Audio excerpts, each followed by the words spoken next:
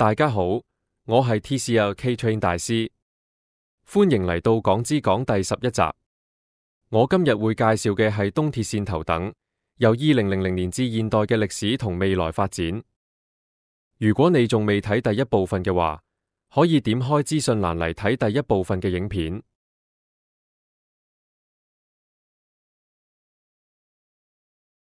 為配合新界人口增長，九廣鐵路局喺1977年初邀請英國鐵路專家嚟港研究，計劃建設5條鐵路支線，其中一條係延長紅磡至尖東，當局當時稱可喺短期內動工。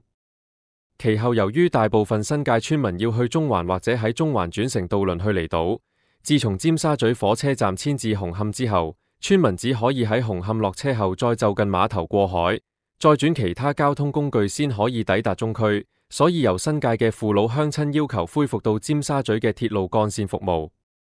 九廣鐵路局局長高嘉禮稱，英國同法國嘅顧問專家人員曾經視察有關計劃，副政司經過研究有關報告後考慮，委託顧問研究其技術上同經濟上嘅可行性，包括修建通往尖沙咀嘅地底火車鐵路，以方便往來港島嘅乘客。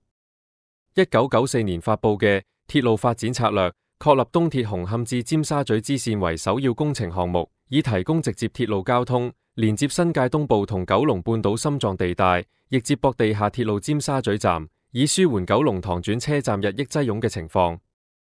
同時，政府喺2000年提出興建九龍南線，將興建中嘅九廣西鐵第一期由終點站南昌延長至紅磡，遂將呢條支線作東鐵臨時延線嘅定位，為日後西鐵九龍南線延伸通車做好準備。紅磡及尖東站之間嘅鐵路隧道工程喺2001年初動工，而耗資41億港元嘅尖沙咀支線喺2004年10月24日下午3點正式啟用。當日早上喺尖東站舉行典禮，慶祝尖沙咀支線通車。但自九龍南線喺2009年8月16日通車，呢條線轉讓俾西鐵線，東鐵線嘅列車再次改返紅磡為終點站。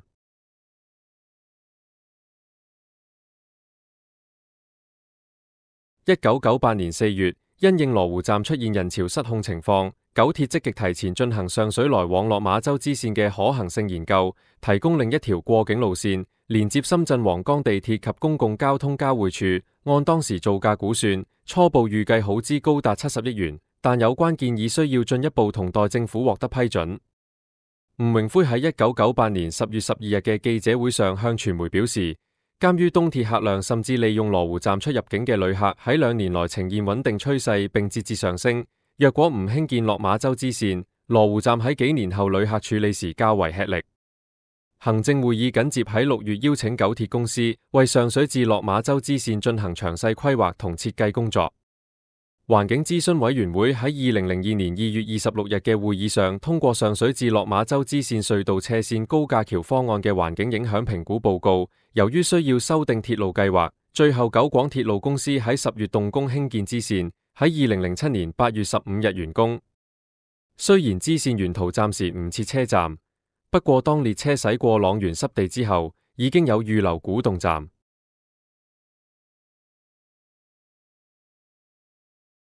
商討多年嘅兩鐵合併喺2007年12月2日正式實施，九廣東鐵改稱東鐵線。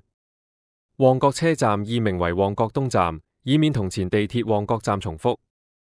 而路線顏色亦因為避免同前地鐵港島線重複，由深藍色改為淺藍色。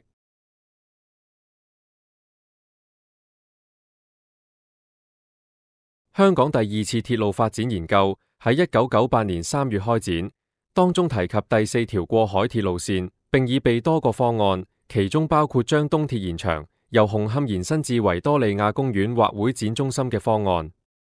政府喺2000年發表《鐵路發展策略2000》，建議興建沙田至中環線，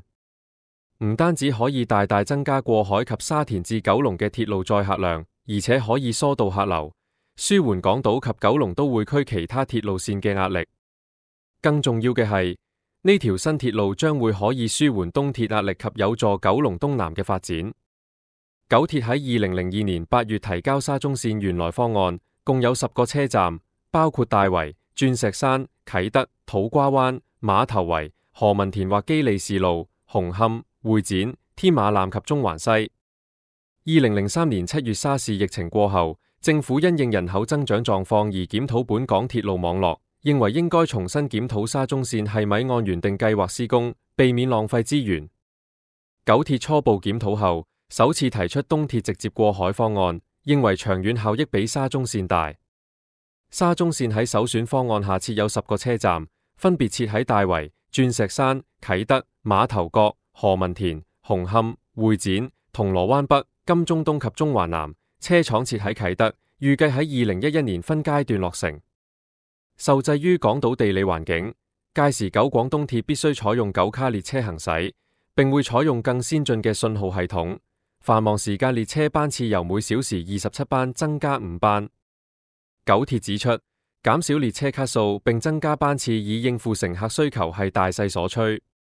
但沙中線一直受兩鐵合併計劃影響而冇任何進展，政府需要視乎兩鐵合併進度而決定沙中線施工日期。兩鐵喺2007年7月12日公布沙中線合併方案，由9個車站組成，包括大圍、鑽石山、啟德、土瓜灣、馬頭圍、何文田、紅磡、會展及金鐘。經過漫長10年嘅規劃過程，行政長官會同行政會議喺2012年3月27日根據鐵路條例授權進行沙田至中環線鐵路。其後，港鐵喺6月22日舉行沙中線動工典禮，公眾引頸以待嘅沙中線建造工程正式展開。年5月15日通車，會展站亦喺同日啟用，標誌住沙田至中環線所有工程已經圓滿完成。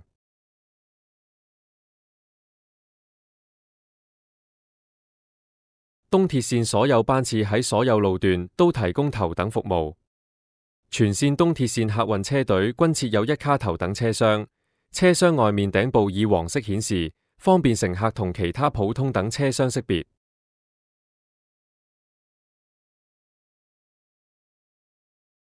古洞站喺2023年9月29日動工，預計喺2027年竣工。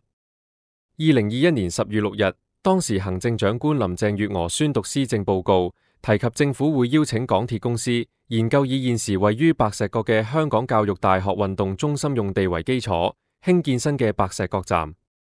以及興建羅湖南站同北環線連接轉乘。今日東鐵線第2部分嘅介紹就完到呢度，下集我會講屯馬線，未完待續。